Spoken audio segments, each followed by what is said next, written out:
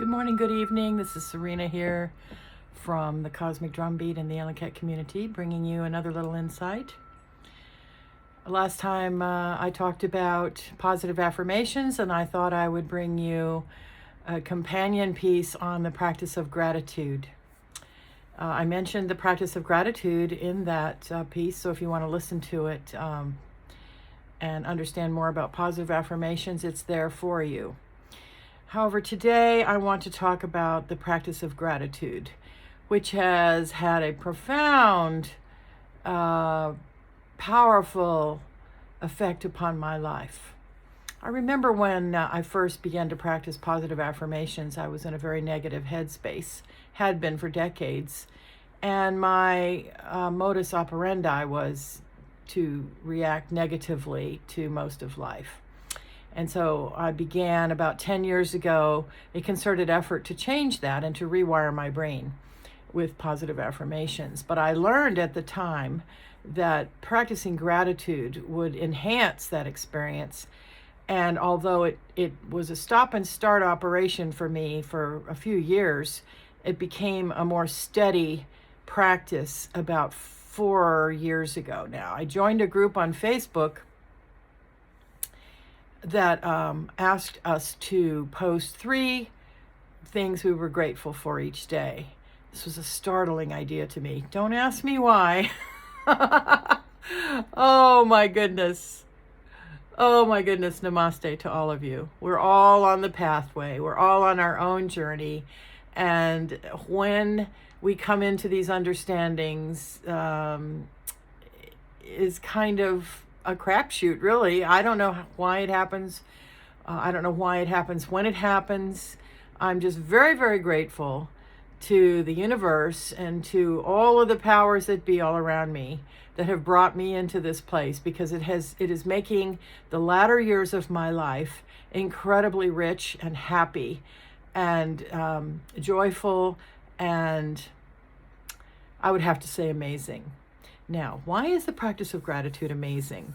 Because it begins to get you in touch not only with all the many, many, many things to be grateful for, which you may not be aware of in your everyday life.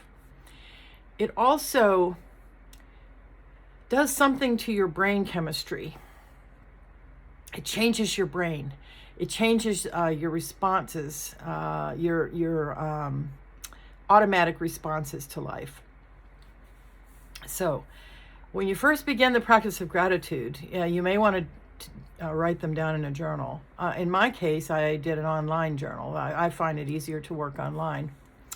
Whatever works for you. But I would highly recommend that you record it in some way, even if it's just in your notes app in your phone, if you have a smartphone, because you can look back on it and encourage yourself sometimes. Or when you're having trouble remembering something or thinking of something to be grateful for, if you look back, you can see some things to be grateful for. Now, when I first began, it was practical things. I would say, oh my gosh, I would drink a cup of coffee. And I would, in the beginning, what got me started on coffee was that I remembered my mother, who used to sit in her chair every morning. She had a recliner in her later years, and she would sip her coffee, and she would just exclaim with absolute conviction and happiness, "Ah, nectar of the gods." Thank you, Mom. She's gone on now. She's transitioned to the other side. But I'll never forget her doing that.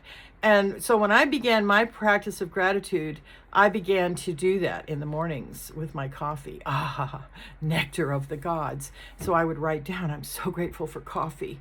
I'm so grateful for coffee. And I would feel this emotion welling up in me. And I'm thinking that with the practice of gratitude, there needs to be cultivated emotion. Okay, so what do I mean when I say cultivated emotion?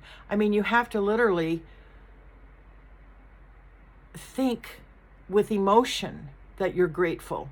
All right, so what's something else we can be grateful for? All right, now you're going to get a little view into the inner workings of my brain here. I love reading historical novels, but I always used to wonder how the women went to the bathroom because they had on all those long dresses. How uncomfortable and miserable, right? So, okay, so too much information. But I began to be so grateful for modern conveniences: hot water, plumbing, toilets, toilet paper, cosmetics, anything that I could think of that those women back in, the 1700s and 1800s didn't have, that I now have, began to go down into my gratitude journal.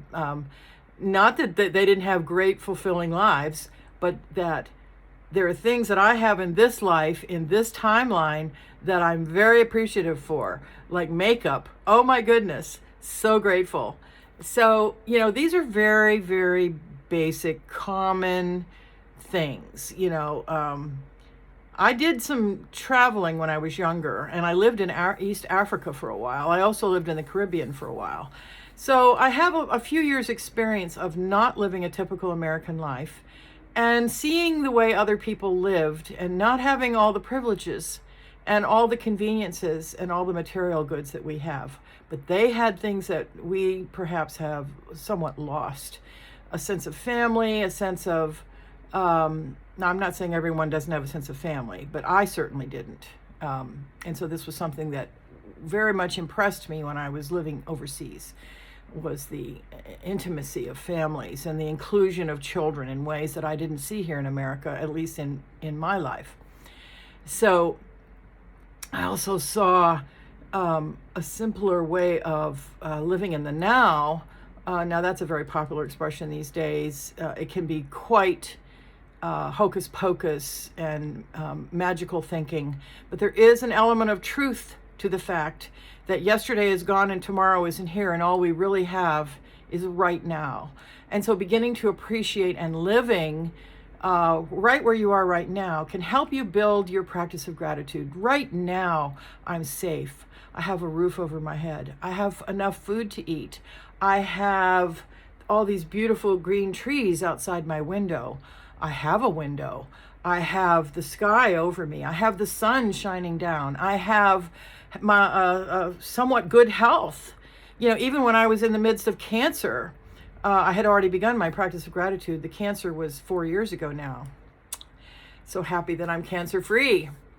But I would be able to say, I'm so grateful for alternative medicine. I'm so grateful for Western medicine. I'm so grateful for treatment.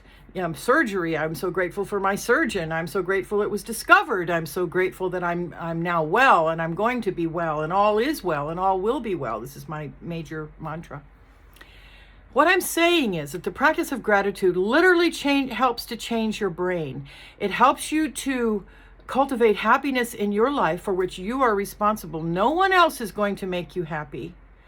All the money in the world, all the success in the world may give you temporary satisfaction, but happiness is in your heart. Happiness is a heartfelt thing, and practicing gratitude will help you to cultivate happiness. As again, I say, you are responsible for your own happiness.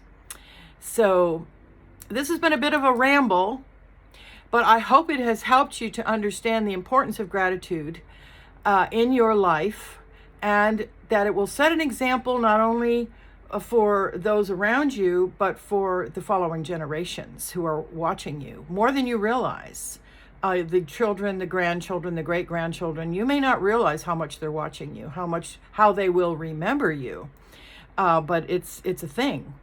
And you're practicing gratitude instead of being a grouchy old lady or a grouchy old man or a bitter, unforgiving old person, or someone who's stuck in a negative lifestyle. That passes on to the generations. You have a responsibility. It's not only to yourself, but it's to the world in general. And I will just conclude by saying that as you practice gratitude and positive affirmations, you will raise your vibration and you will affect the consciousness of the entire planet. One person at a time, we affect the consciousness of the entire planet. Beloved, this is a marvelous thing. Don't ever take yourself for granted. You are beautiful and you are able to affect the consciousness of the entire planet. All right, that's my little insight on the practice of gratitude. In Lak'ech and Namaste.